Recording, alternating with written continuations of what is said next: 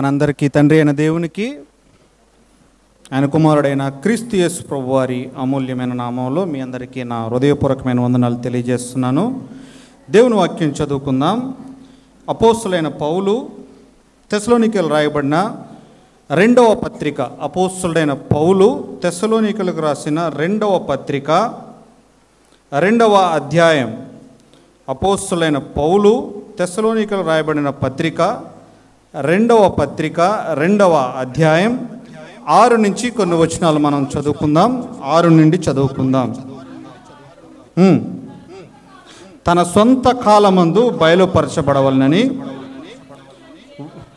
వానిని అడ్డగించినది ఏదో అని అది మీరెరుగుదురు. ధర్మ విరోధ సంబంధమైన మర్మము ఇప్పటికే క్రియ చేయుచున్నది, కానీ ఇది వరకు అడ్డగించుచున్నవాడు అనగా పరిశుద్ధాత్మ మధ్య నుండి తీసివేయబడు వరకు మాత్రమే అడ్డగించును. అప్పుడు ఆ ధర్మ విరోధి బయలుపరచబడిన. చాలండి. దేవుని వాక్య సహాయం నిమిత్తమే చిన్న ప్రార్థన చేద్దాం. శ్రీమంతుడైన మా తండ్రి, మహిమ కలిగిన మా దేవా, నీ వాక్యమును మేము చదువుకున్నాం నాయన. నీ వాక్యము ద్వారా మమ్ములను దిద్దండి. నీ వాక్యము ద్వారా మమ్ములను సరిచేయండి. నీ వాక్యము ద్వారా మా ఆత్మలకు మేల్కొల్పు మరియు పురుకొల్పు మీరు అనుగ్రహించుమని, నీ ఆత్మ సహాయము నాకు అనుగ్రహించి, నీ సంఘానికి ఏ మాటలైతే అవసరమో ఆ మాటలు మీరు అందించి, మహిమ ఘనత ప్రభావములు నీకే ఆరోపిస్తూ మా ప్రభు అయిన యేసు క్రీస్తు నామములోనే అడిగి వేడుకొనుచున్నాం మా తండ్రి, ఆమేన్. ప్రభునందు ప్రియులారా, మనం గత కొన్ని నెలలుగా దేవుని యొక్క ప్రారంభంలో దేవుని యొక్క మందిరమును గురించి మనం ధ్యానం చేశాం. భక్తుల అనుభవాలలో నుంచి, దేవుని మందిరం దగ్గర నుంచి, సంఘం ఏర్పడి మరలా సంఘం ఎత్తబడుతున్న ఆ విషయాలను మనం ఈ దినాల్లో మనం ధ్యానం చేస్తూ వస్తున్నాం. అయితే సంఘం ఎత్తబడినప్పుడు 2 గుంపుల కింద ఉండిపోతుంది. ఒక గుంపు ఎత్తబడుతుంది, ఇంకొక గుంపు విడువబడుతుంది అని చెప్పి జ్ఞాపకం తెచ్చాను. అయితే రీసౌండ్ గత నెలలో మనం గమనించినట్లయితే, సంఘం ఎత్తబడిన తర్వాత క్రీస్తు న్యాయపీఠం ఎదుట సంఘం నిలువబడి ప్రత్యక్షం కాబడినప్పుడు పైన పరిశుద్ధులకు విందు కలుగుతున్న సమయంలో, పైన పరిశుద్ధులు దేవుని దగ్గర మెప్పు పొందుతున్న సమయంలో, విందు పొందుతున్న సమయంలో, క్రింద విడువబడిన వారు భూమి మీద 7 ఏండ్ల శ్రమలలో ఏ విధాలుగా వారు విడువబడతారు, ఏ జాతులకు సంబంధించిన వారు, లేదంటే ఏ కేటగిరీకి సంబంధించిన వారు విడువబడతారన్న విషయాలు మనం జ్ఞాపకం తెచ్చుకున్నాం. అయితే ఎవరెవరు 7 ఏండ్ల శ్రమల కాలంలో ఎవరెవరు ఉంటారనంటే మీకు జ్ఞాపకం తెచ్చాను. మొట్టమొదటిగా దేవునిని ఎరుగని వారు, దేవునిని ఎరుగని వారు. రెండవ కేటగిరీ ఏంటదనంటే ప్రభువైన యేసు సువార్తకు లోబడని వారు. అంటే ఈ దినాల్లో చెప్పబడుతున్న సిలువ సువార్తను విసర్జించిన వారు 7 ఏండ్ల శ్రమల కాలంలో పాలిభాగస్తులు కాబోతున్నారు. ఇది సత్యం. మూడవది, యేసు ప్రభుని నమ్మి యేసు ప్రభువాన్ని సొంత రక్షకునిగా అంగీకరించిన తరువాత వారిని ఎవరైతే బాధిస్తారో, క్రైస్తవులను హింసించిన వారు 7 ఏండ్ల శ్రమ కాలంలో ఉండబోతున్నారు. 4వ కేటగిరీ నమ్మని ఇశ్రాయేలీల జాతి, ఇశ్రాయేలీల జాతి. ఈ 4 కేటగిరీలు కూడా 7 ఏండ్ల శ్రమల కాలంలో పాలిభాగస్తులు కాబోతున్నారు. వాళ్ళు ఉంటారు. అంత మాత్రమే కాదు, 7 ఏండ్ల శ్రమల కాలంలో జరిగేటువంటి రాజకీయ పరిస్థితులను కూడా మీకు జ్ఞాపకం తెచ్చాను. ప్రపంచ రాజకీయాలు మొత్తం ఇశ్రాయేలీల దేశం చుట్టూనే తిరుగుతూ ఉంటాయి. మీరు గమనించండి, చదువుకున్న వారు చాలామంది ఉన్నారు కదా, మీరు వారానికోసారైనా సరే మిడిల్ ఈస్ట్లో, మధ్య ఆసియాలో జరుగుతున్న రాజకీయ పరిస్థితులను ఎప్పటికప్పుడు మనం గమనించాలి. ఎందుకనంటే ఎప్పటికప్పుడు ఏ రోజుకు ఆ రోజు ప్రపంచ రాజకీయ పరిస్థితులు తారుమారు కాబోతున్నాయి. తారుమారు కాబోతున్న ఆ తరుణంలో ఇశ్రాయేలీల దేశానికి సపోర్ట్ చేసే దేశాలు ఒక భాగం కిందను, ఇశ్రాయేలీలను ద్వేషించే, ఇజ్రాయేల్ యొక్క జాతిని ద్వేషించే దేశాలు మరొక భాగంగాను, రెండు భాగాలుగా భూమి విడగొట్టబడుతుంది అని చెప్పి జ్ఞాపకం తెచ్చాను. అయితే ఆ 7 ఏండ్ల శ్రమల కాలంలో రాజకీయ పరిస్థితులలో గమనించినట్లయితే కనుక ఆ మొదటి 3.5 సంవత్సరాలు కూడా తెల్లని గుర్రము శాంతికి సూచన కింద ఉంటుందని చెప్పాను. ఆ తర్వాత ఒక ఖడ్గం ఇవ్వబడుతుంది, తర్వాత శాంతి తగ్గిపోయి తర్వాత మరలా కరువులు వస్తాయని జ్ఞాపకం తెచ్చాను. మరలా క్రీస్తు విరోధికి అధికారం ఇవ్వబడుతుందని చెప్పి జ్ఞాపకం తెచ్చాను. అంత మాత్రమే కాదు, గోగు మాగోగు అనే యుద్ధం జరగబోతుంది అని కూడా జ్ఞాపకం తెచ్చాను. మూడవదిగా 7 ఏండ్ల శ్రమల కాలంలో విడువబడేవారు ఎవరని చెప్పాను. 7 ఏండ్ల శ్రమల కాలంలో రాజకీయ పరిస్థితులు ఏ విధంగా ఉంటాయని చెప్పాను. 7 ఏండ్ల శ్రమల కాలంలో ప్రజల పరిస్థితులు ఎలాగుంటాయని జ్ఞాపకం తెచ్చాను. మీకు దాదాపు 5 విషయాలు జ్ఞాపకం తెచ్చాను. ఆ దినాన్ని నాకున్న సమయానుకూలతను బట్టి ప్రాముఖ్యంగా ఆ సమస్యలు కనుక 7 ఏండ్ల శ్రమల కాలంలో ఉండే ప్రాముఖ్యమైన సమస్యల్లో మొదటిది నీటి సమస్యను జ్ఞాపకం తెచ్చాను. తర్వాత రెండవది మానసిక సమస్యను జ్ఞాపకం తెచ్చాను. అంత మాత్రమే కాదు, తర్వాత ఆరోగ్య సంబంధమైన అనారోగ్యాలు వస్తాయని చెప్పి జ్ఞాపకం తెచ్చాను, మిడతల ద్వారా, వాటి ద్వారా. అంత మాత్రమే కాదు, బాధకరమైన చెడ్డ పుండు ఒకటి పుడుతుంది. ఆ పుండు యొక్క బాధను భరించటం ఎవరి వల్ల కూడా అది ఎవరి వల్ల కూడా దాన్ని ఓర్చుకోజాలరు అని చెప్పి జ్ఞాపకం తెచ్చాను. అంత మాత్రమే కాదు, ఆ 7 ఏండ్ల శ్రమల కాలంలో సూర్యునికి సంపూర్ణమైన అధికారం ఇవ్వబడుతుంది. సంపూర్ణమైన అధికారం ఇవ్వబడుతుంది. ఆ 7 ఏండ్ల శ్రమల కాలంలో మీకు జ్ఞాపకం తెచ్చినట్లుగా యేసు ప్రభు వారి యొక్క సిలువను ఎవరైతే అంగీకరించిన వారు ఉంటారో వారు ఎవ్వరు కూడా 7 ఏండ్ల శ్రమల కాలాన్ని చూడరు. ఇది వాక్య సత్యం. 7 ఏండ్ల శ్రమల కాలంలో సంఘం ఉండదు. సంఘం 7 ఏండ్ల శ్రమల కాలానికి ముందే ఎత్తబడుతుంది. ఎవరైతే మన మందిరంలో ఉన్న వారిని జ్ఞాపకం చేస్తాను, ఎవరైతే యేసు ప్రభువునందు నమ్మి రక్షింపబడి బాప్తీసం తీసుకుని దేవుని యొక్క ప్రభు వల్లలో పాలు పంపులు పొందుతున్న వారు ఎవరైతే ఉన్నారో వారందరూ కూడా 7 ఏండ్ల శ్రమల కాలంలో జరగబోయే ఇప్పుడు నేను చెప్పబోయే సంభవాలని వేటిని వారు చూడరు. కానీ ఎవరైతే విడువబడతారో వారు మాత్రమే ఈ యొక్క జరగబోయే ఈ భయంకరమైన పరిస్థితులు, సృష్టి ఆరంభం నుండి అట్టి శ్రమ కలుగలేదని చెప్పి లేఖనాల్లో రాయబడింది. అటువంటి శ్రమ కలగబోతుంది. లోకం మీదకి భయంకరమైన ఉగ్రత రాబోతుంది. ఆ ఉగ్రత నుండి తప్పించుకోవడానికి యేసు ప్రభువారు కలువరిగిరిలో నీ కొరకే నా కొరకే ప్రాణం పెట్టాడని నీ హృదయమందు కనుక నువ్వు విశ్వసించినట్లయితే గనక ఆ భయంకరమైన పరిస్థితి నుండి నీవు తప్పింపబడతావు. అలా అయితే ఈ మధ్యాహ్నం వేళ మనం ధ్యానం చేద్దాం. 7 ఏండ్ల శ్రమల కాలం రాబోతుంది. 7 ఏండ్ల శ్రమల కాలంలో క్రీస్తు విరోధి రాబోతున్నాడు. క్రీస్తు విరోధి. ఆ క్రీస్తు విరోధికి సంబంధించిన కొన్ని లేఖన భాగాలను ఈ ఉదయకాలం మనం ధ్యానం చేద్దాం. క్రీస్తు విరోధి అనే ఎందుకనంటే యాంటీ క్రైస్ట్ అని ఇంగ్లీష్లో అంటాం కదా, అంత్యక్రీస్తు అన్న పదం మనం వాడకూడదు.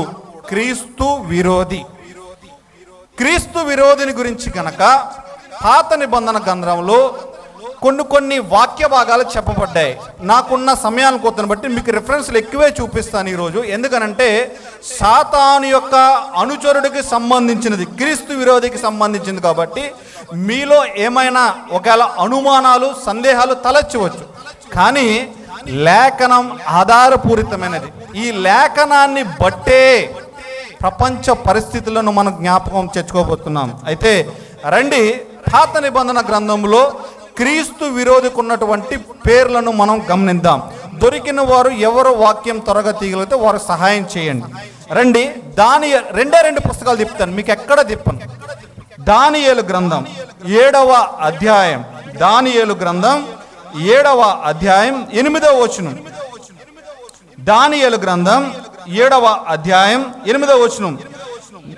నేను ఈ కొమ్ములను కనిపెట్టగా,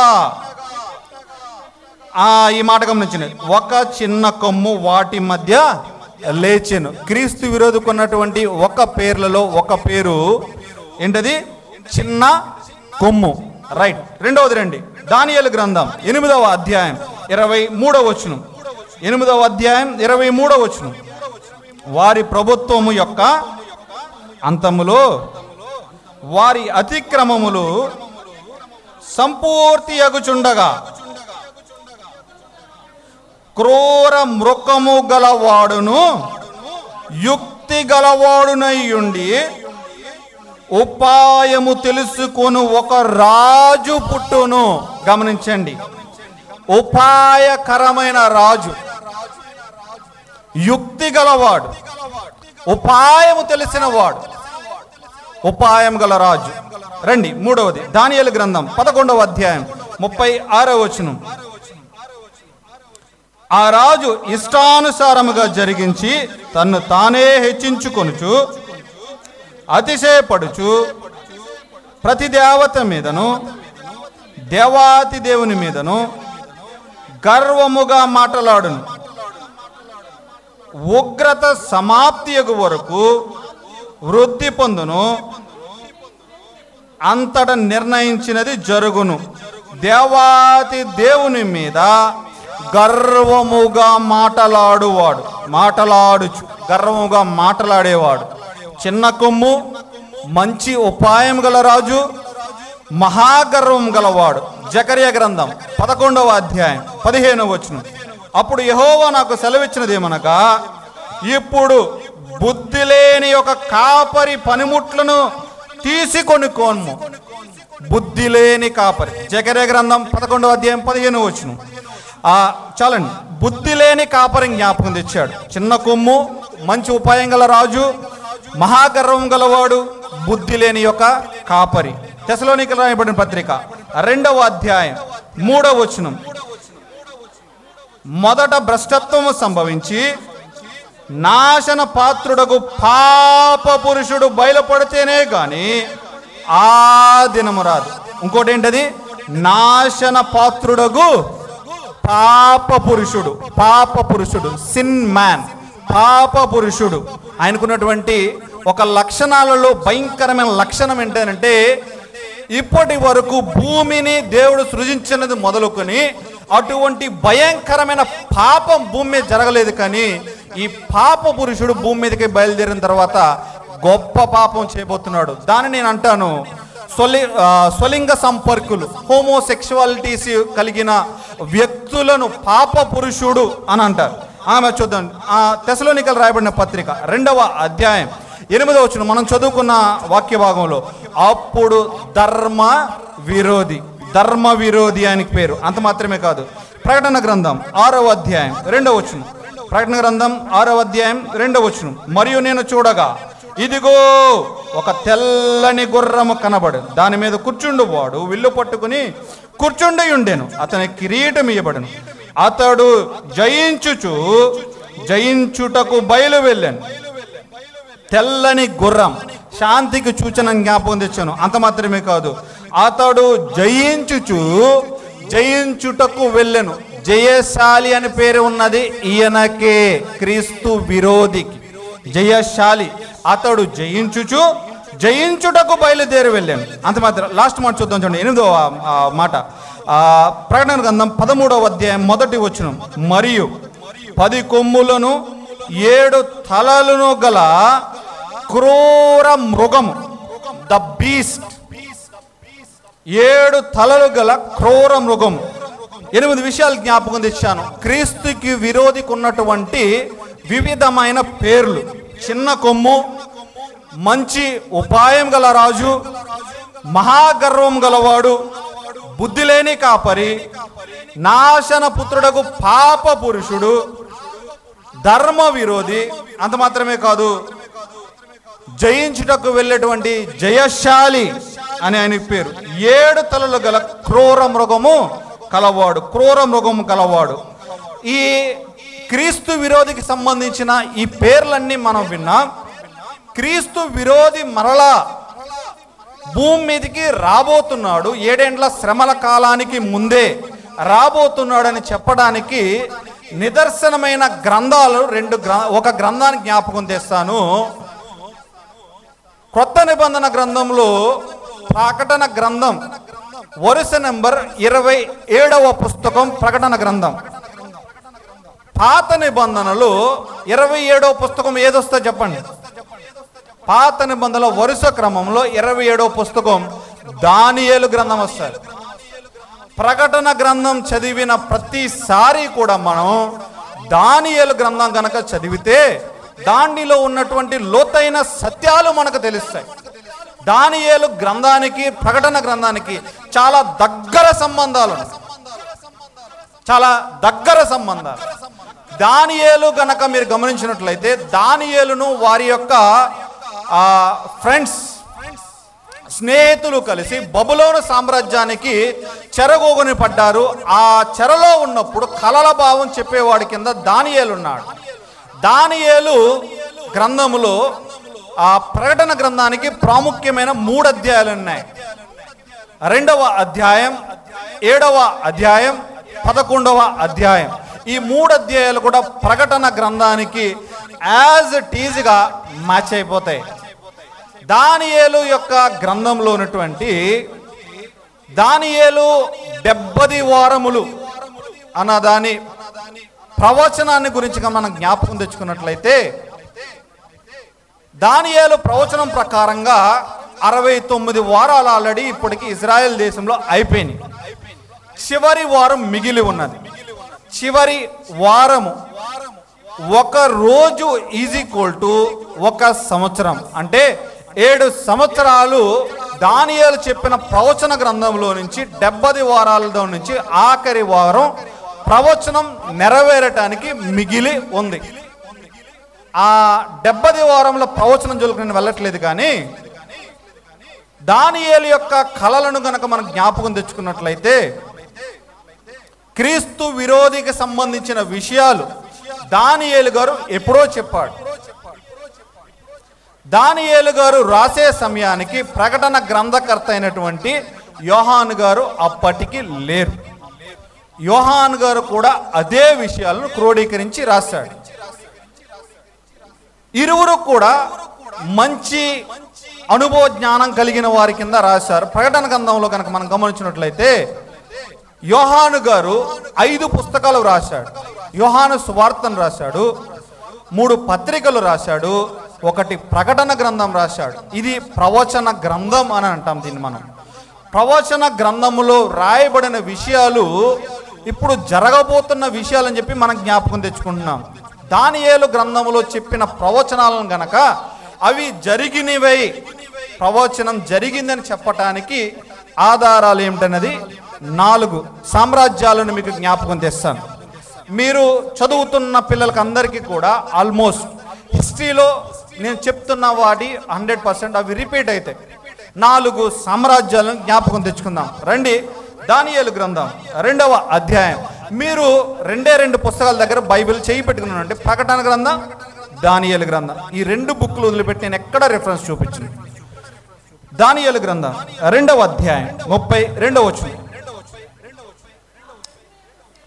ఆ ప్రతిమ యొక్క శిరస్సు చాలండి మేలిమి బంగారుమయమైనది.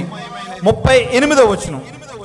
తామే 38వ వచనం ఆఖరి ఆచరణ. తామే ఆ బంగారపు శిరస్సు అన్నారు. ఇది మేలిమి బంగారుకరమైన ప్రతిమలో ఉన్నటువంటి ఆ పై భాగాన్ని బబులోను సామ్రాజ్యం కింద మనం చెప్పవచ్చు. ఊరు అనే ప్రాంతంలో ఈ బబులోను సామ్రాజ్యం స్థాపించబడింది. ఒకప్పుడు ప్రపంచాన్ని వారు పరిపాలించారు బబులోను సామ్రాజ్యం. అది క్రీస్తు పూర్వం 606 నుండి 536 సంవత్సరాల వరకు బబులోనియలు సామ్రాజ్యం, వారి బబులోనియన్ ఆ సామ్రాజ్యం విస్తరించి ఉన్నది. బబులోను సామ్రాజ్యం వాళ్ళు పరిపాలించారని జ్ఞాపకం చేస్తున్నారు. వీరు పరిపాలించిన విధానాన్ని భక్తుడైన దానియేలు సింహము లేదా గరుడ పక్షితో పోల్చాడు. రెండవ సామ్రాజ్యం దానియేలు గ్రంథం 2వ అధ్యాయం 32వ వచనంలోనే, దాని తర్వాత మేలిమి బంగారుమైనదిను దాని రొమ్మును భుజములను వెండిది. చాలండి, దాని భుజములను రొమ్మును వెండివిది అన్నాడు.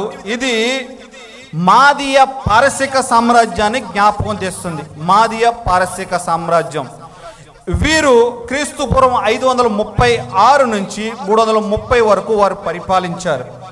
వీరు పరిపాలించిన విధానాన్ని దానియేలు ఎలుగుబంటితో పోల్చాడు. ఎలుగుబంటి స్వభావం, ఎలుగుబంటి ఏ విధమైన స్వాభావికమైన మనస్సు కలిగి ఉంటుందో మాదీయ పారసీకులు కూడా అదే విధంగా తమ రాజ్యాన్ని పరిపాలించారు.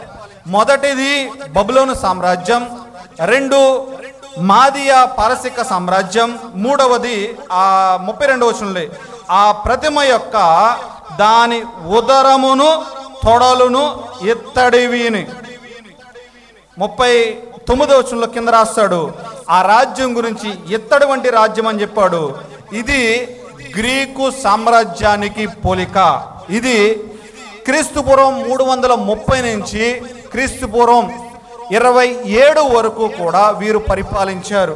గ్రీకు సామ్రాజ్యం, బబులోను సామ్రాజ్యం, మాదీయ పారసిక సామ్రాజ్యం, గ్రీకు సామ్రాజ్యం. ఆఖరిగా ఆ ప్రతిమ యొక్క దాని మోకాళ్ళు ఇనుపవి అని జ్ఞాపకం తెచ్చాడు. 40వ వచనంలో ఇనుము పగలగొట్టినట్లు ఆ రాజ్యములన్నిటినీ పగలగొట్టి పొడి చేయనన్నాడు. ఇది రోమన్ సామ్రాజ్యాన్ని సూచిస్తుంది. దానియేలు గ్రంథంలో చెప్పబడిన ప్రవచనాలలోని రాజ్యాలను మాత్రం మీకు జ్ఞాపకం తెచ్చాను. అంటే క్రీస్తు విరోధి మరలా భూమి మీదకి రాబోతున్నాడు అని అనటానికి నిదర్శనం. ఈ రోమా సామ్రాజ్యం దాదాపుగా క్రీస్తు పూర్వం 27 నుంచి క్రీస్తు శకం 476 వరకు వీరు పరిపాలించారు. వీరు పరిపాలించిన విధానాన్ని దానియేలు భక్తుడు క్రూర మృగముతో పోల్చాడు. ద బీస్ట్, క్రూర మృగముతో ఆయన పోల్చాడు. ఈ 4 సామ్రాజ్యాల యొక్క ప్రవచనాలు నెరవేరాయి. ఒక ప్రవచనం నెరవేరడానికి సిద్ధంగా ఉన్నది. మీరు అయిపోయింది, రోమా సామ్రాజ్యం యొక్క పని అయిపోయింది అనుకుంటున్న వారి కొరకు నేను చెప్తున్నానంటే రోమా సామ్రాజ్యం పని అయిపోలేదు. మరలా రోమా సామ్రాజ్యం రాబోతుంది. ఇది బైబుల్ చెప్పే సత్యం. రోమా సామ్రాజ్యం మరలా భూమి మీదకి మరలా ఆ పాత యొక్క ఉనికి, దాని యొక్క రాజ్యాలు, ఇంతకు ముందున్నటువంటి దాని సరిహద్దులు ఏవైతే ఉన్నాయో ఆ సరిహద్దుల నుంచే న్యూ రోమన్ ఎంపైర్ అనేది మరలా ఉద్భవింపబోతుంది. మరలా రోమా సామ్రాజ్యం, కొత్త సామ్రాజ్యం మరలా రాబోతుంది. రోమా సామ్రాజ్యం, ఆ సామ్రాజ్యంలో జరిగే విషయాలను జ్ఞాపకం తెచ్చాడు. మేము ఇందాక చదువుకున్నాం కదా, క్రీస్తు విరోధికి ఉన్నటువంటి పేర్లలు ఈ రోమా సామ్రాజ్యం యొక్క ఏదైతే ఉన్నదో ఆ రోమా సామ్రాజ్యంలో నుండే క్రీస్తు విరోధి రాబోతున్నాడు. రోమా సామ్రాజ్యం నుండి, రోమా సామ్రాజ్యంలో నుండి ఎలా రాబోతున్నాడు అని అంటే, రోమా సామ్రాజ్యం మరలా న్యూ గవర్నమెంట్ ఏర్పడుతుంది. 10 రాజ్యాల కింద ఉంటుంది. 10 రాజ్యాలలో 3 రాజులను ఈ క్రీస్తు విరోధి చంపేస్తాడు. క్రీస్తు విరోధి చంపేసిన తర్వాత మిగతా 7 రాజులు కూడా ఈయనకి భయపడి ఈయన చెప్పే వాటికి సరెండర్ అయిపోతాడు. ఆ విధంగా క్రీస్తు విరోధి రోమా సామ్రాజ్యంలో నుండి రాబోతున్నాడు. మీరు గమనించండి, ఐరోపా ఖండంలో జరుగుతున్న విషయాలను కనుక మనం గమనించినట్లయితే యూరోపియన్ ఎంపైర్ అని అంటాం. ఆ యూరోపియన్ ఎంపైర్లో మీరు గమనించండి, యూరోపియన్ యూనియన్, యూరోపియన్ కౌన్సిల్, యూరోపియన్కి సంబంధించిన అన్నీ కూడా ఉన్నాయి. మీరు గూగుల్లో సెర్చ్ చేయండి, how many countries of European యూనియన్లో ఉన్నాయి. యూరోపియన్ యూనియన్లో దాదాపుగా ఇప్పుడున్న దేశాలలో 27 దేశాలు ఉన్నాయి. 27 దేశాలు యూరోపియన్ కంట్రీస్లో, ఐరోపా ఖండం యొక్క ఆధీనంలో అవి ఉన్నాయి. వాటిని మీరు గమనించండి. మన దేశ అధ్యక్షులు కానివ్వండి, ప్రపంచంలో ఉన్నటువంటి వివిధ అధ్యక్షులు G7 సమావేశాలు, G8 సమావేశాలు, G9 సమావేశాలు అని జరుగుతూ ఉంటాయి. మీరు గమనించండి, సోషల్ స్టడీస్లో కానివ్వండి, ప్రపంచ రాజకీయ పరిస్థితులలో G7 కనుక మనం గమనించినట్లయితే ఈ G7 వీటన్నిటికి సంబంధించింది కూడా యూరోపియన్ కంట్రీకి సంబంధించినవే. ఈ యూరోపియన్ రాజ్యముల్లో నుండే క్రీస్తు విరోధి మరలా భూమి మీదకి రాబోతున్నాడు. ఆ 7 ఏండ్ల శ్రమల కాలాన్ని గ్రేట్ డిసపియరెన్స్ అంటే సంఘం ఎత్తబడిన తర్వాత, సంఘం అదృశ్యమైన తర్వాత జరగబోయే కాలాన్ని గ్రేట్ ట్రిబ్యులేషన్ పీరియడ్ అని అన్నారు. 7 ఏండ్ల మహాశ్రమల కాలం. అటువంటి శ్రమను మనం ఓర్చలేం. అటువంటి శ్రమ మరలా భూమి మీదకి రాబోతుంది. అయితే క్రీస్తు విరోధి భూమి మీదకి రాబోతున్నప్పుడు క్రీస్తు విరోధి ఎలా బయలుపరచబడతాడు? క్రీస్తు విరోధి ఎలా బయలుపరచాడు చూద్దాం రండి. ప్రకటన గ్రంథం 6వ అధ్యాయం క్రీస్తు విరోధి యొక్క ప్రదర్శన ఎలా ఉంటుంది లేదా ఎలా బయలుపరచబడతాడు? ప్రకటన గ్రంథం 6వ అధ్యాయం 2వ వచనం. మరియు నేను చూడగా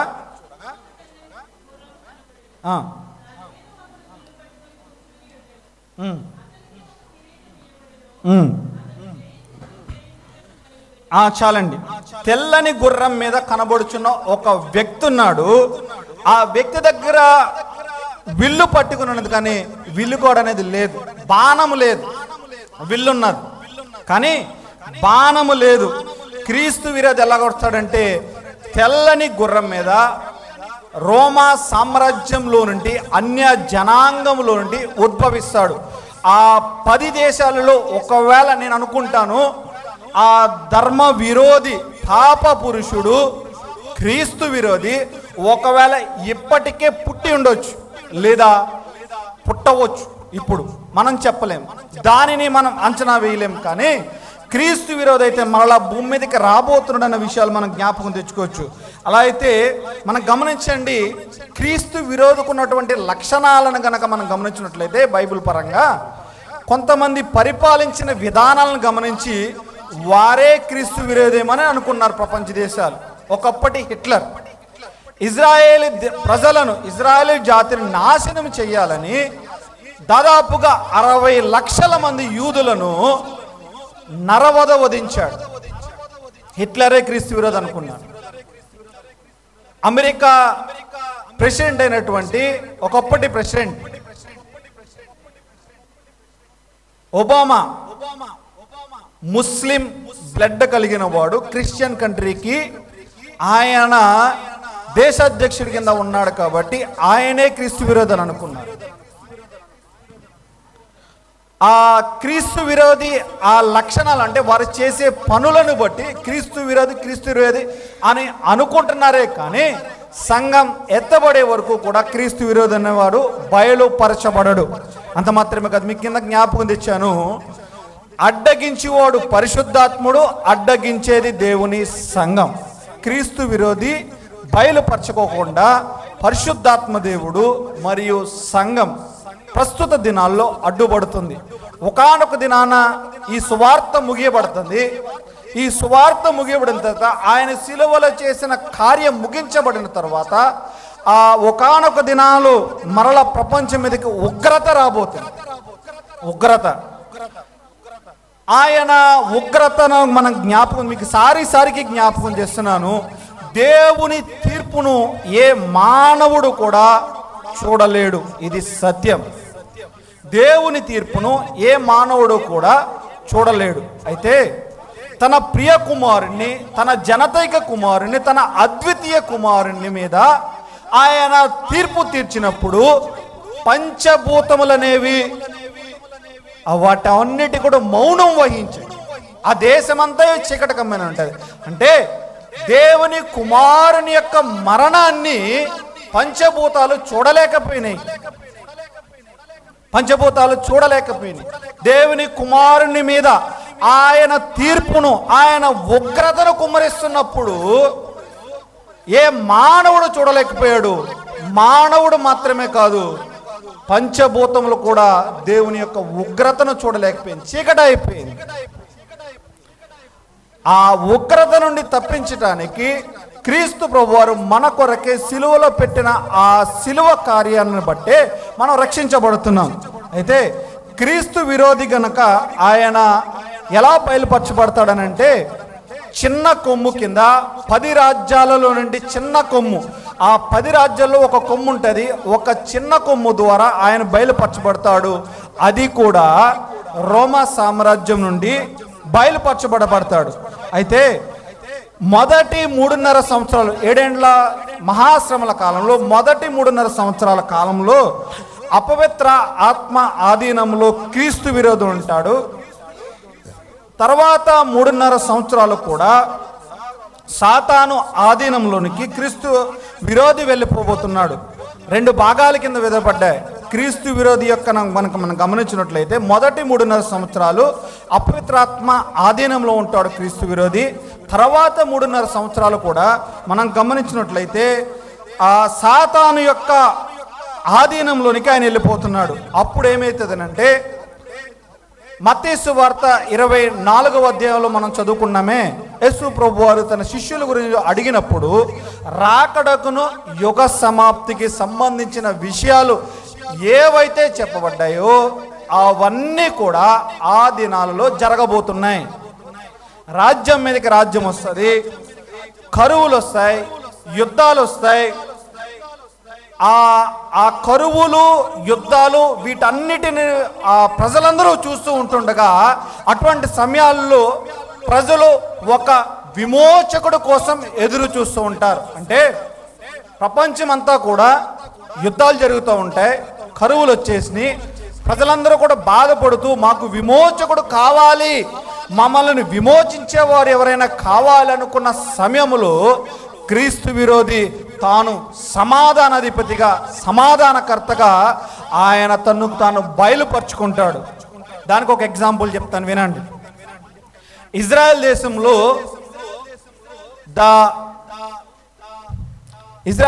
కనుక మనం గమనించిన డోమ్ ఆఫ్ ది రాక్ను కనుక మనం గమనించినట్లయితే అది ప్రజెంటు ముస్లిం దేశాల యొక్క ఆధీనంలో అది ఉన్నది. డోమ్ ఆఫ్ ది రాక్ కొరకు ఇశ్రాయేలీలు దేవుని మందసం ఎప్పుడైతే చెరగొనిపోబడ్డదో ఆ డోమ్ ఆఫ్ ది రాక్లో ఉన్నదని వీరు అనుకుని శతవిధాల ప్రయత్నం చేస్తున్నారు. ఆ భూభాగం కొరకై ఇప్పటికి కూడా కొట్లాడుకుంటున్నారు. డోమ్ ఆఫ్ ది రాక్, ఆ డోమ్ ఆఫ్ ది రాక్ ఉన్న స్థలం ఏదైనంటే,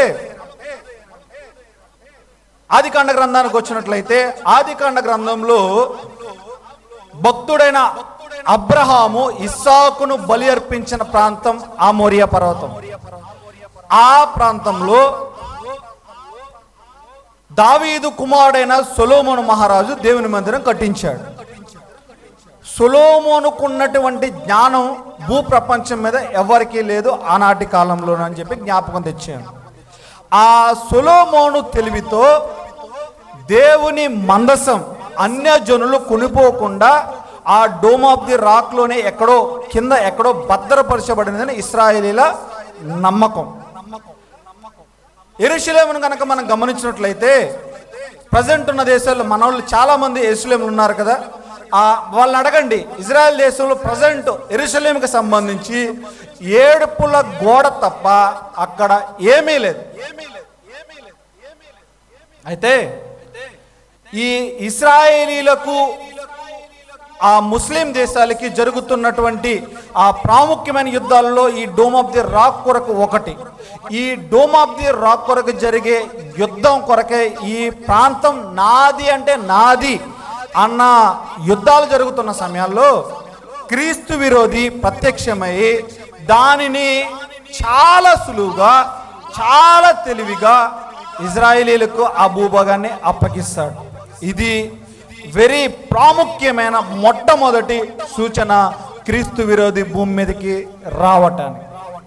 ఇజ్రాయెల్ దేశంలో అనేకమైన గొడవలకు కారణమైన డోమ్ ఆఫ్ ది రాక్ స్థలాన్ని మరలా ఇశ్రాయేల్ జాతికి ఈ ఎవరైతే క్రీస్తు విరోధి ఉపాయము గల రాజు, ఆ రాజు ఏం చేస్తాడంటే, నేను మీకు శాంతిని సమాధిస్తాను, పీస్ మేకర్ కింద ఆయన వచ్చి ఇజ్రాయేలీలకు అటు తిరిగి ముస్లిం దేశాలు వారినన్నిటినీ కూడా వాడు ఏం చేస్తాడంటే సమాధాన పరిచి ఏం చేస్తాడనంటే వారికి ఆ భూభాగాన్ని అప్పగిస్తాడు. అయితే ఇజ్రాయెల్ దేశంలో మీరు గమనించండి, ఆ ఇజ్రాయేలీలు ఎవ్వరూ కూడా ఎప్పుడు కూడా వారు మోషే ధర్మశాస్త్రాన్ని తూచా తప్పకుండా పాటిస్తారు. కంటికి కన్ను, పంటికి పన్ను. ఇశ్రాయేలీలు మీరు గమనించండి, ప్రపంచం ఇప్పుడు ఇరాక్ అండ్ ఇజ్రాయెల్ యుద్ధంలో మీరు గమనించినట్లయితే ఇశ్రాయేలీల ప్రధానమంత్రి బెంజమిన్ నెతన్యాహు ఎవ్వరు చెప్పిన మాట కూడా ఆయన వినాడు. ఇది కన్ఫర్మ్, రైటా? ఆయన ఎవ్వరు చెప్పిన మాట వాళ్ళు వినరు. అగ్రరాజ్యం కాదు కదా, ఏ రాజ్యం చెప్పినా మీరు మా మీద కనుక మీరు దండెత్తి మా కొన్ను పొడిస్తే మీ కొన్ను మేము ఏ విధంగా పొడి చేస్తాం, ఏ విధంగా పొడి చేస్తామని చెప్పేసి ఇశ్రాయేలీలు ఏ విషయంలోనూ కూడా తగ్గరు, ఏ విషయంలోనూ కూడా వారు తగ్గరు. వారుకున్నటువంటి తెలివి, మేధో సంపత్తి ప్రపంచంలో ఏ వ్యక్తికి లేవు. ఏ వ్యక్తి డిఎన్ఏలో కూడా వారి డిఎన్ఏ మ్యాచ్ అవ్వదు. మీరు అవసరమైతే గూగుల్లో సెర్చ్ చేయండి, ఇజ్రాయేలీల జాతికి సంబంధించిన ఒక బ్లడ్ గ్రూప్లోని డిఎన్ఏ ప్రపంచంలోని ఏ జాతి వ్యక్తికి కూడా డిఎన్ఏ మ్యాచ్ అవ్వదు. అటువంటి అత్యున్నతమైన దేవుని ప్రజలు ఇశ్రాయేలీలు, ఇశ్రాయేలీలకు సమస్యగా ఉన్నటువంటి ప్రదేశాన్ని ఈ క్రీస్తు విరోధి చాలా సింపుల్గా, సునాయాసంగా, ఉపాయం గల రాజుగా, తెలివి గలవాడుగా ఆ స్థలాన్ని వారికి అప్పగిస్తాడు. ఇది మొట్టమొదటి సూచన క్రీస్తు విరోధి భూమి మీదకి రావడానికి. అయితే ఒక విషయాన్ని గమనించండి, ఆ క్రీస్తు విరోధి భూమి మీదకి వచ్చినప్పుడు జరిగే ఆ సంభవాలు వీటన్నిటినీ కూడా నమ్మిన వారు ఎవరో కూడా చూడరు. ఇది సత్యం. మన మధ్యలో ఉన్నటువంటి వారే కొంతమంది విడువబడతారు. ఆ విడువబడిన వారు ఈ శ్రమల పాలవుతారు. ఆ విడువబడిన వారు ఈ ఉగ్రత పాలవుతారు. దేవుని ఉగ్రత ఒకానొక దినం భూమి మీదకి కుమ్మరించబడబోతుంది. ప్రకటన గ్రంథంలో చెప్పబడినటువంటి 7 బోరలు కానివ్వండి, 7 పాత్రలు కానివ్వండి, ఏవైనా కూడా అవన్నిటినీ కూడా మనం ఏది చూడం. ఎందుకనంటే వీటిని నమ్ముకున్న క్రైస్తవుడు ఎందుకని చూడడనంటే, నీవు పొందవలసిన శ్రమ, నీవు ఆయనకు చెల్లించవలసినటువంటి ఆ విమోచన క్రయధనాన్ని క్రీస్తు ప్రభువారు సర్వమానవాళి కొరకై 2000 సంవత్సరాల క్రితం ఆయన చెల్లించాడు. నీవేళ నావేళ ఆయన చెల్లించాడు. ఆయన చెల్లించి మనకు నిత్య రక్షణ సిద్ధపరిచాడు. ఆ రక్షణను గనక ఈ మధ్యాహ్నం వేళ వచ్చిన వారిలో ఎవరైనా గనక స్వీకరించని వారు ఉంటే గనక ఆ రక్షణను స్వీకరిస్తే ఈ భయంకరమైన విపత్తు పరిస్థితుల నుండి మనం తప్పింపబడతాం. తప్పింపబడాలంటే ఒకటే మార్గం, మనం భూమి యొక్క ఉగ్రత నుండి, దేవుని యొక్క ఉగ్రత నుండి తప్పింపబడాలంటే ఒకటే మార్గం, ఆయన ప్రభు అయిన యేసు క్రీస్తు ప్రభువు. ఆయన మన కొరకే సిలువ చేసిన కార్యం, ఆయన మన కొరకే వెల చెల్లించాడు. నీ కొరకే నా కొరకే ప్రాణం పెట్టాడు. ఒకానొక దినాన క్రీస్తుతో నీవు నేను కూడా ఉండాలని ఆయన వెల చెల్లించాడు. నమ్ముకోండి, నమ్ముకోండి. మీరు గమనించండి, దాదాపుగా నేను 1 year నుంచి మందిరానికి వస్తున్న దినాన్నప్పటి నుంచి కూడా ఎప్పుడూ చెప్తాను, నమ్ముకోండి, నమ్ముకోండి. ఒకానొక దినాన్న ఉగ్రత ఉంది, ఉగ్రత ఉన్నది. ఆ ఉగ్రత నుండి తప్పించుకోవాలంటే నమ్ముకో. చిన్న కార్యం, చాలా చిన్న కార్యం. ఈ కార్యాన్ని చేసి నువ్వు నమ్ముకొని ప్రభువు బలలో పాలు పంపులు ఉంటే కనుక నీకు ఒక దేశం ఉన్నది. మనం ఈ లోకంలో పరదేశులం, యాత్రికులం. ఒకానొక దినాన్ని గమనించండి, జర్నీ చేయడానికి మనం వెళ్ళామనుకోండి ఒక ప్రాంతానికి, అక్కడ ఎన్ని దినాలు ఉండాలో అన్ని దినాలుండి మరలా మన ఇంటికి మనం తిరిగి వస్తాం. మన ఇల్లు ఇది కాదు, పరలోకం. పరలోకం నుండి భూమికి వచ్చాం, మరలా భూమి నుంచి మరలా పరలోకం వెళ్ళాలి అని అంటే నీకు ఒకటే ఒక మార్గం, ప్రభువైన యేసుక్రీస్తు ప్రభువారు అయితే క్రీస్తు విరోధి ఆ అన్య జనాంగంలోంచి బయలుపరచబడతాడని చెప్పాను.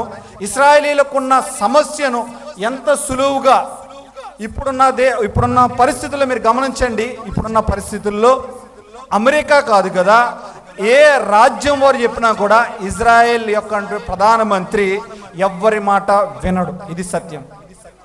అయితే ఈ క్రీస్తు విరోధి మాయోపాయం గల రాజు, ఉపాయం గల రాజు, కుయుక్తి పల రాజు, చిన్న కొమ్ము అయినటువంటి క్రీస్తు విరోధి చెప్పినటువంటి మాటలను నమ్మి ఇరువురు కూడా సమాధానపరచబడతారు. ఇది మొదటి 3.5 సంవత్సరాల్లో జరిగే సంభవాలు. అంత మాత్రమే కాదు, రండి నాకున్న సమయాన్ని బట్టి క్రీస్తు విరోధి యొక్క లక్షణాలు, ఏ లక్షణాలు ఉన్నాయనేది కొన్ని విషయాలు మీకు జ్ఞాపకం చేస్తాను. ప్రకటన గ్రంథం 13వ అధ్యాయం, ప్రకటన గ్రంథం 13వ అధ్యాయం మొదటి వచనం. 7 తలలను గల ఒక క్రూర మృగము సముద్రములో నుండి పైకి వచ్చుట చూచితిని. చాలండి, మీరు గమనించండి. బైబిల్ గ్రంథంలో కొన్ని పదాలకు కొన్ని అర్థాలు ఉంటాయి. బైబిల్ గ్రంథంలో 13 అనే అంకె ఎక్కడ చూసినప్పటికి కూడా వ్యతిరేకత, దేవుణ్ణి వ్యతిరేకించిన వారి కింద ఉన్నట్లుగా మనం చూస్తూ ఉంటాం.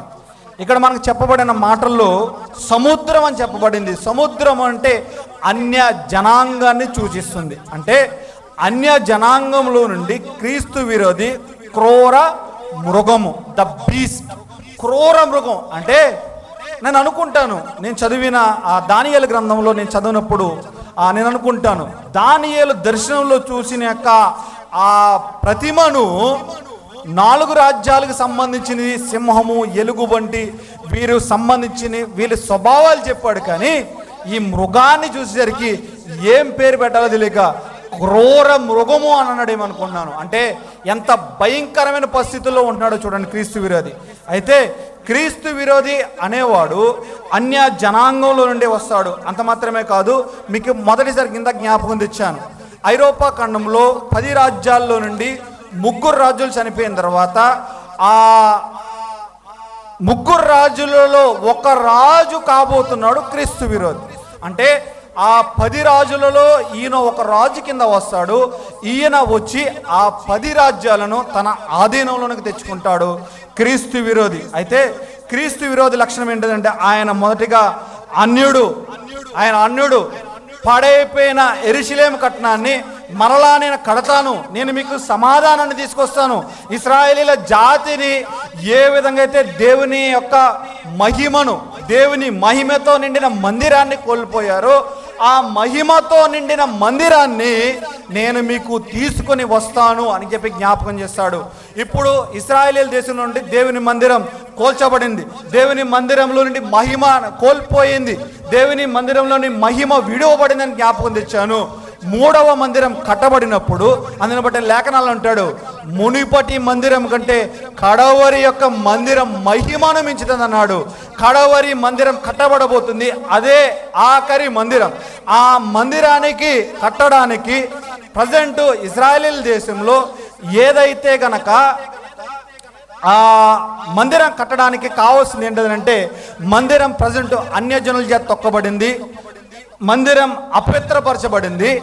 మందిరం అపవిత్రపరచబడిన మందిరాన్ని శుద్ధి చేయాలి. శుద్ధి చేయాలి అని అంటే ధర్మశాస్త్ర గ్రంథానికి కనుక మనం వెళ్ళినట్లయితే ఏ విధంగా శుద్ధి చేస్తారు అని అంటే, ఇప్పుడు వాళ్ళు ఎదుగుతున్న ఎర్రని పెయ్యి, మీరు న్యూస్లలో వెతికే ఉంటారు చూడండి. ఎర్రని పెయ్యి గురించి ఇజ్రాయేలీలు ఇప్పటికీ కొన్ని సంవత్సరాల నుంచి అన్వేషణ చేసి ఎర్రని పెయ్యి ఎక్కడ దొరికినప్పటికీ కూడా వారి సెపరేట్గా ఒకదా కూడా ప్రత్యేకపరిచి దానిని ఒక 1.5 ఇయర్ వరకు కూడా ఎటువంటి మచ్చ కానీ కలంకము కానీ ముడత లేనిది కావాలి. ముడత లేనిది తీసుకుని వచ్చి ఆ ఎర్రని పెయ్యిని దేవునికి దహన బలి అర్పించాలి. మొదటిగా ఇశ్రాయేలీలు దహన బలి అర్పించిన తర్వాత దహన బలి అర్పించిన జంతువుని మీకు జ్ఞాపకం తెచ్చాను. నాకు తెలియదు కానీ హైదరాబాద్లో జ్ఞాపకం తెచ్చాను. దహన బలిలో దాగి ఉన్న క్రీస్తు స్వరూప్యాన్ని, దహన బలిలో ఆ జంతువు అంతా కూడా దహించబడిన తర్వాత ఆ బూడిదతోటి తయారు చేస్తారు ఒక శుద్ధ జలాన్ని. ఆ శుద్ధ జలంతో యెరూషలేం పాడైపోయిన యెరూషలేం మందిరం, కూలిపోయిన యెరూషలేం మందిరాన్ని మరలా కట్టడానికి ప్రారంభించాలి. దేవుని మహిమ మరల మందిరం మీదకి రావాలి. దేవుని మహిమ మరల పూర్వబటి వైభవం యెరూషలేం మీదకి రావాలి అని అంటే ఆ బూడిదతోటి చేసినటువంటి శుద్ధ జలాన్ని తీసుకొచ్చి ఆ ప్రాంతంలో ఇజ్రాయేలీల యొక్క ప్రధాన యాజకులు చల్లిన తర్వాత అప్పుడు మూడవ మందిరానికి కట్టడానికి శంకుస్థాపన చేయబడబోతుంది. ఈ శంకుస్థాపన చేయడానికి వీటన్నిటికీ కూడా ముందు ఉన్న ఆటంకాలు ఏంటంటే ముస్లిం ఇజ్రాయేలీల యొక్క యుద్ధాలు. మీరు అనుకుంటారు ప్రజెంట్ ఉన్న దేశాల్లో కనుక ప్రజెంట్ యుద్ధ సిచ్యువేషన్ కనుక మీరు గమనించినట్లయితే ఇజ్రాయెల్ ఇరాన్ యుద్ధం జరుగుతుంది కదా. ఇజ్రాయెల్ ఇరాన్ యుద్ధంలో ఇజ్రాయేల్ వాళ్ళు ఎక్కడా తగ్గట్లేదు, ఇరాన్ కూడా ఎక్కడా కూడా తగ్గట్లేదు. అయితే ఈ ఇజ్రాయేలీలు గనక తలుచుకుంటే ఇరాన్ని మేము బూడిద చేస్తామని అంటున్నారు, కానీ బూడిద అవ్వదు, కొంతవరకు మాత్రం నాశనం అవుతుంది. కానీ మరలా మీ కింద జ్ఞాపకం తెచ్చాను, 4 సామ్రాజ్యాలు బబులోను, మాదీయ పారసీక, గ్రీకు, రోమ్, ఈ 4 సామ్రాజ్యాల తర్వాత 4వ సామ్రాజ్యం అయినటువంటి రోమా సామ్రాజ్యంలో రోమన్ ఎంపైర్ ఉండే మరలా న్యూ రోమన్ ఎంపైర్, న్యూ రోమా సామ్రాజ్యం ఏర్పరచబడుతుంది. దానికి మెయిన్ ఇరాన్ అధ్యక్షత వహించది. ఇరాన్ దేశం ఉంటే ఆ పరిపాలన భూభాగం అంతటా కూడా ప్రపంచం మరలా రాబోతుంది. ఇరాన్ ముందున్న దినాల్లో కీలకం కాబోతుంది. ముందున్న దినాల్లో ఇరానే కీలకం. రష్యా, ఇరాన్ ఈ 2 కూడా కీలక దేశాలు కాబోతున్నాయి. ఈ 2 రష్యా, ఇరాన్. మీరు గమనించండి, ఎప్పుడైనా కూడా ఈ మీరు నార్మల్ న్యూస్తో పాటు మిడిల్ ఈస్ట్లో జరిగే న్యూస్ను అప్పుడప్పుడు గమనిస్తుండి. ఎప్పుడు ఎలా తారుమారైతే తెలీదు. దేవుని రాకడ అతి సమీపంగా ఉన్నది. మీరు అనుకోవచ్చు ఈ రోజున్న యుద్ధ పరిస్థితి తెల్లవారేసరికి రాత్రికి రాత్రే మారిపోతుంది. ఎగ్జాంపుల్ కనుక మనం గమనించాలనుకుంటే కనుక ఇజ్రాయేలీలు శాంతియుతంగా ఉన్న దేశంలో వారు పండుగ దినాలలో హిజ్బుల్లా లేదంటే కనుక హౌతీలు వీరికి సంబంధించిన వీరందరూ కూడా వారి మీదకి దాడి చేసిన తర్వాత వారు మరలా ప్రతి దాడి చేయడానికి ఒక్కొక్కరి యొక్క వారి యొక్క అధ్యక్షులను చంపిన విధానం మీరు గూగుల్లో సెర్చ్ చేయండి. ఎలా అనంటే వాడు ఎక్కడ దాక్కున్నా కూడా తీసుకొచ్చి మరీ చంపేస్తారు. ఇజ్రాయేలీలో ఉన్నటువంటి వారి ప్రధాన లక్షణం అదే. ఇజ్రాయెల్ దేశానికి గనక నువ్వు ఇక్కడ ఇండియాలో ఉండి రామేశ్వరంలో గనక ఉండి ఇజ్రాయెల్ దేశానికి ప్రమాదం చేద్దామని గనక మనం తలంచినట్లయితే ఆడు ఎప్పుడు వస్తాడో తెలియదు, ఇజ్రాయెల్ అధిపతి కింద వస్తాడు, ఎలా వస్తాడో తెలియదు, మనల్ని కూడా ఎక్కడ లేపేస్తారు. అటువంటి శక్తి సామర్థ్యాలు కలిగిన వారు ఇజ్రాయెల్. ఇజ్రాయెల్ దేశంలో ఆ యుద్ధాలను మనం గమనించినట్లే నేను మొదటి నుంచి జ్ఞాపకం తెస్తాను ఒక మాట. నేను ఎందుకు అనుకుంటాను ఇజ్రాయెల్ మీదకి దాడి చేసినటువంటి ఉగ్రవాద సంబంధాలు కలిగిన వాటన్నిటికి కూడా మొదటి అక్షరం హెచ్ వస్తుంది. హెచ్ వస్తుంది. ఫస్ట్ యేసు ప్రభు వారిని సిలువకు అప్పగించడానికి హెరోద్, హెచ్ హిజ్బుల్లా, హౌతీ, వీటికి సంబంధించిన హెచ్ అనే అక్షరంతో ఇజ్రాయేలీల మీదకి యుద్ధం చేయడానికి వారు వ్యతిరేకత ఉన్నవారు అనేక మంది ఉన్నట్లుగా మనం చూస్తున్నాం. క్రీస్తు విరోధి అన్య జనాంగం నుంచి వస్తాడు. అన్య జనాంగం నుంచి రావటానికి ముఖ్యంగా కీలకమైన 10 దేశాలు ఉండబోతున్నాయి.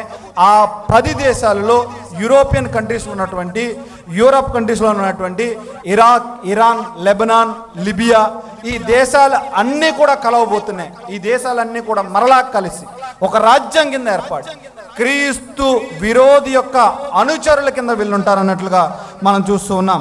అంత మాత్రమే కాదు, ఆ క్రీస్తు విరోధి ఆ ఇజ్రాయేలీల యొక్క భూభాగమైనటువంటి డోమ్ ఆఫ్ ది రాక్లో ఆయన ప్రవేశించిన తర్వాత ఏం చేస్తాడనంటే ఇజ్రాయేలీలకు ప్రజెంట్ ఏంటంటే దహన బలులు ఆగిపోయినాయి, యాజకత్వం ఆగిపోయింది, మందిరాన్ని వారు కోల్పోయారు, దేవుని మహిమను వారు కోల్పోయారు, దేవుని యొక్క ఆయన యొక్క శిక్షను అనుభవిస్తూ వారి కింద వారు ఉంటున్నట్లుగా ఒకానొక దినాన క్రీస్తు విరోధి ఎప్పుడైతే ఈ సమస్యాత్మకమైన ప్రాంతాన్ని ఆయన ఆ సమస్య ఏదైతే దాన్ని పరిష్కరించి సమాధాన పరుస్తాడో ఆ సమయంలో ఏమైతుందంటే మరలా 3వ మందిరం కట్టబడబోతుంది. 3వ మందిరం కట్టిన తర్వాత 3.5 సంవత్సరాల వరకు కూడా ఇజ్రాయేలీలు వారు ఏదైతే దేవుని మహిమను కోల్పోయామని బాధపడుతున్నారో ఆ మహిమను అంతటిని తిరిగి తీసుకొస్తాడు. ఆ దహన బలులు మరలా ప్రారంభమవుతున్నాయి. దేవుని యొక్క యాజకుల కింద ఎవరైతే ఉన్నారో వారందరూ కూడా మరలా యాజకత్వం చేస్తూ దేవుని మహిమ పరుస్తూ ఉంటుండగా 3.5 సంవత్సరాల కాలంలో ఏం చేస్తాడంటే నేనే దేవుణ్ణి అనే కొత్త మతం అబద్ధ ప్రవక్త భూమి మీదకి తీసుకురాబోతున్నాడు. నేనే దేవుణ్ణి. ఈ రోజుల్లో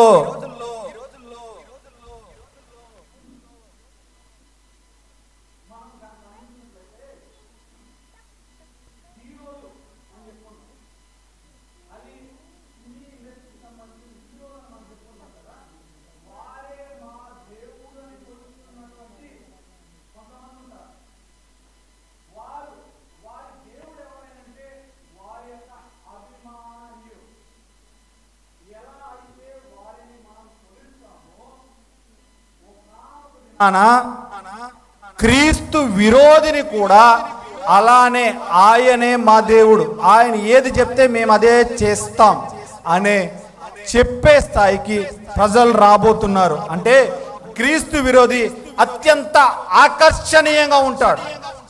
క్రీస్తు విరోధి అన్ని జనుల నుంచి వస్తాడు. అంత మాత్రమే కాదు, క్రీస్తు విరోధి అత్యంత ఆకర్షణీయంగా ఉంటారు. ఆ ప్రకటన గ్రంథం 13వ అధ్యాయం 3వ వచనంలో కనుక మనం గమనించినట్లయితే భూజనులందరూ మృగము వెంట వెళ్ళుచు ఆశ్చర్యపడుచుండిరి. అంటే ఆ మృగం క్రీస్తు విరోధి వెంకడ వెళ్తూ కూడా వారందరూ కూడా ఆశ్చర్యం పొందుతారు. అంత మాత్రమే కాదు, దానియేలు గ్రంథం 7వ అధ్యాయం 20వ వచనం కనుక మనం గమనించినట్లయితే గర్వముగా మాటలాడు నోరు, గర్విష్టి, అటువంటి గర్విష్టి భూమి పుట్టిందని మొదలుకొని ఎప్పటి వరకు లేడు. అటువంటి గర్విష్టి మరలా భూమి మీదకి ఒకే ఒకసారి రాబోతున్నాడు క్రీస్తు విరోధి. గర్విష్టి, మహాగర్విష్టి. 7:20లో మాట్లాడు ఏమన్నాడంటే ఆయన యొక్క గర్వముగా మాటలాడే విధానాన్ని బట్టి మనం గమనించినట్లయితే క్రీస్తు విరోధి మంచి వక్త అయి ఉంటాడు. అంటే ఆయన ఆకర్షణీయంగా ఉంటాడు అని అనటానికి, క్రీస్తు విరోధి అత్యంత ఆకర్షణీయంగా ఉంటాడని చెప్పడానికి గనక మనం గమనించినట్లయితే ఆయన వక్త అంటే మీరు గమనించండి,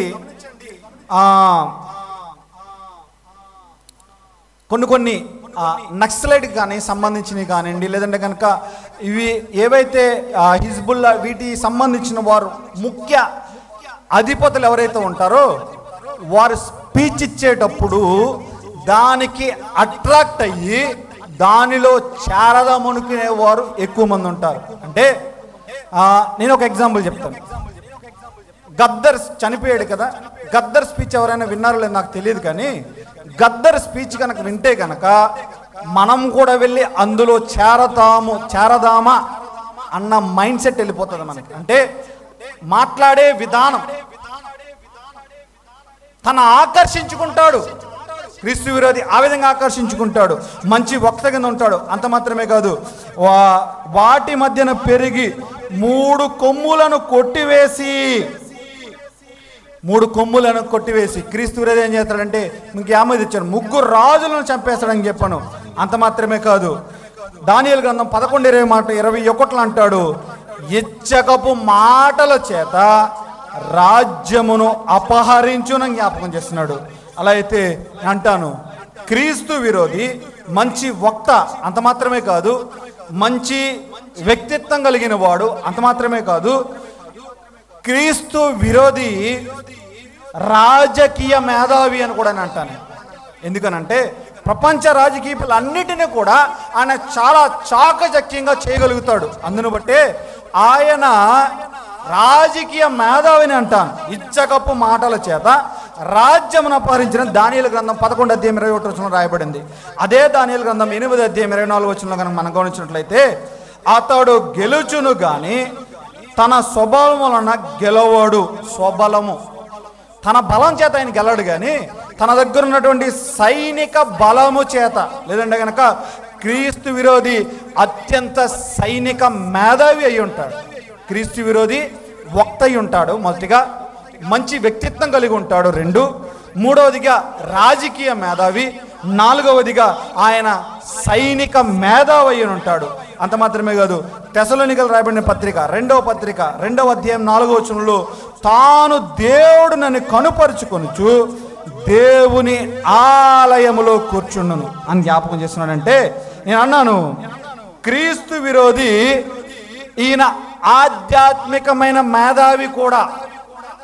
రాజకీయ మేధ ఒకటే కాదు, ఆధ్యాత్మికమైన మేధావి. ఆయన ఏది చెప్పినా కూడా ఈయనే దేవుడు, ఈయనే దేవుని కుమారుడు, ఈయనే కనుక యేసు ప్రభు వారి కింద వచ్చాడేమో అనే నమ్మే స్థాయికి ప్రపంచం వెళ్ళిపోబోతుంది ముందున్న దినాల్లో.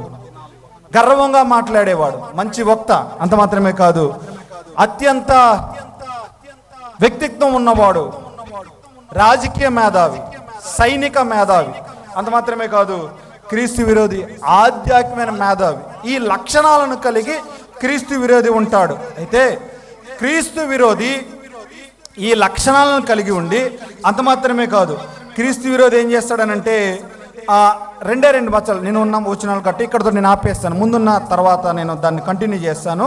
2 వాక్య భాగాలు తీయండి. చివరిగా 2 వాక్య భాగాలు నేను తిప్పి ముగిస్తాను. దానియేలు గ్రంథం 11వ అధ్యాయం 43వ వచనం. ఒకరు దానియేలు గ్రంథం 11వ అధ్యాయం 43వ వచనాన్ని తీయండి. మరొకరు ప్రకటన గ్రంథం 13వ అధ్యాయం 16వ వచనం తీయండి. 2 వాక్య భాగాలు తీయండి. అతడు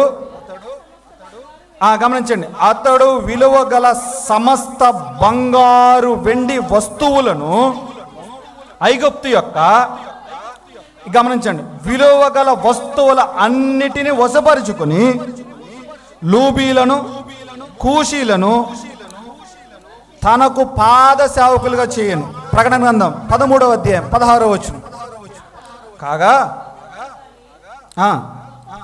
గొప్పవారు కానీ, దరిద్రులు కానీ, స్వతంత్రులు కానీ, దాసులు కానీ అందరూ తమ కుడి చేతి మీదనైనను నొసటి అందైనను ముద్ర వేయించుకొనున్నట్లు, ఆ ముద్ర అనగా ఆ మృగం పేరైనను దాని పేరిటి సంఖ్య అయినను గలవాడు తప్ప,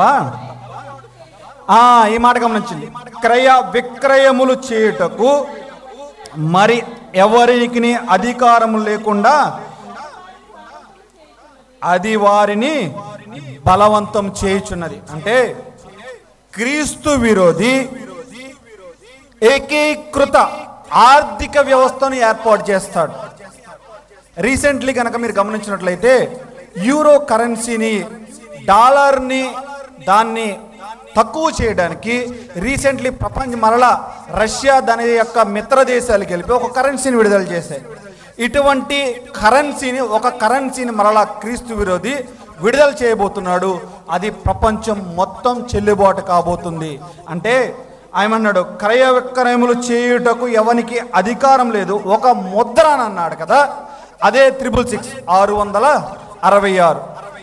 చాలామంది ఏమనుకుంటున్నారంటే, ఈ సోషల్ మీడియాలో వీటన్నిటిలో ఒక చిన్న చిప్ ఇక్కడ పెట్టారు, ఇక్కడ పెట్టారు, ఇదే 666 ముద్ర, దాంట్లో మొత్తం మన బయోడేటా మొత్తం ఉంటున్నది అంటున్నారు. కానీ అక్కడ ఏమన్నాడనంటే, మీరు ప్రకటన గ్రంథం లేఖనాన్ని సరిగ్గా గమనించండి. ఆ ముద్ర అంటే ముద్ర అందరికీ కనిపించేలాగా నొసట మీద వేయబడుతుంది. అంటే చిప్పిది అంతే కాదు, క్రీస్తు విరోధి సంబంధించిన ముద్ర నొసట అందరికీ కనిపించేలాగానే వేయబడుతుంది. ఆ ముద్ర ఉంటేనే నీకు ఆహారం దొరుకుతుంది. నీ బ్యాంకులో అప్పటికి కొన్ని కోట్ల రూపాయలు ఉండొచ్చు, ఒక్క పూట భోజనం నువ్వు తినాలి అని అంటే కనుక నీ నొసట మీద ఏముండాలంటే ముద్ర ఉండాలి. నువ్వు బట్టలు కొనుక్కోవాలంటే ఒక షాప్కి వెళ్ళి నొసట మీద ముద్ర ఉండాలి. నువ్వు ఏం చెయ్యాలన్నా కూడా ఆ నొసటి మీద ముద్రే కీలకం కాబోతుంది, కరెన్సీ కాదు. ఆ కాలంలో డబ్బుకు ప్రాధాన్యత ఉండదు, ముద్రకు ప్రాధాన్యత, నువ్వు సాతాని సంబంధివని. ఆ కాలంలో కూడా రక్షింపబడడానికి అవకాశం ఉంటుంది. కానీ మీ రక్షణకు మీరు వెల చెల్లించాలి. ఇప్పుడైతే గనక ఆ రక్షణకు యేసు ప్రభువారు ఆల్రెడీ వెల చెల్లించేశాడు. ఆయన ఆల్రెడీ వెల చెల్లించేశాడు. ప్రపంచ ఏకీకృత ఆర్థిక వ్యవస్థ ఏర్పడుతుంది క్రీస్తు విరోధి కాలంలో. అంత మాత్రమే కాదు, ప్రపంచం మొత్తాన్ని క్రీస్తు విరోధి యొక్క పరిపాలనలోకి వెళ్ళిపోబోతుంది. అంత మాత్రమే కాదు, ఆ గోగు మాగోగు యుద్ధం, నేను అనుకుంటాను మొదటి 3.5 సంవత్సరాల తర్వాత గోగు మాగోగు యుద్ధం జరగవచ్చేమో. కనుక ఒకవేళ జరిగినప్పుడు మీరు గమనించండి, ఈ దేశాలు గుర్తుపెట్టుకోండి: Russia, Turkey, Ethiopia, Iran, Sudan, Lebanon, Libya, ఇవన్నీ కూడా కలిసి ఇజ్రాయెల్ దేశం మీదకి యుద్ధానికి వెళ్తాయి. అన్నీ ఒకటేసారి ఇజ్రాయెల్ దేశం మీదకి యుద్ధానికి వెళ్తాయి. యుద్ధానికి వెళ్ళినప్పుడు అప్పుడు క్రీస్తు విరోధి చావు దెబ్బ తిన్న తర్వాత అబద్ధ ప్రవక్త ఇజ్రాయెల్ జనాంగంలో నుంచి పుట్టుకొని వస్తాడు. అబద్ధ ప్రవక్త వేరు, క్రీస్తు విరోధి వేరు. క్రీస్తు విరోధికి సపోర్ట్ చేస్తూ ఆయన పొగడమే అబద్ధ ప్రవక్త యొక్క ముఖ్య పని. పరిశుద్ధాత్మని పని ఏంటండి? ఇప్పుడు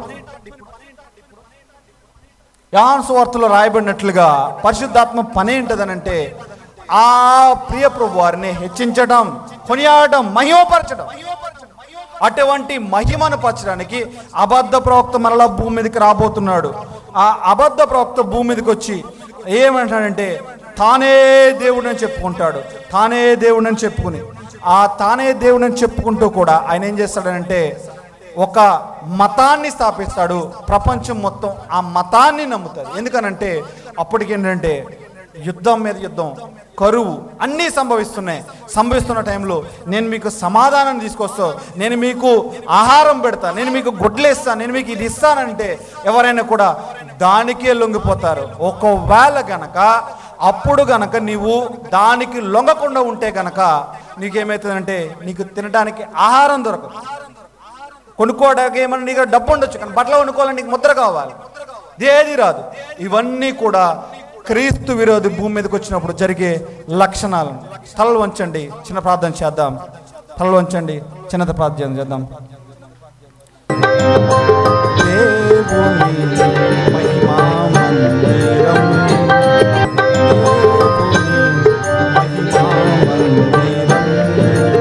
యాజకుల ఆరాధనాలయం,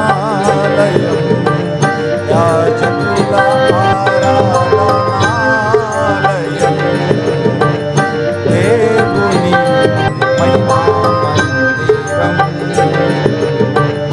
సీనాయి కొండపై మోషేకు చూపిన పరలోక ప్రత్యక్షపు గుడారమదియే. సీనాయి కొండపై మోషేకు చూపిన పరలోక ప్రత్యక్షపు గుడారమదియే.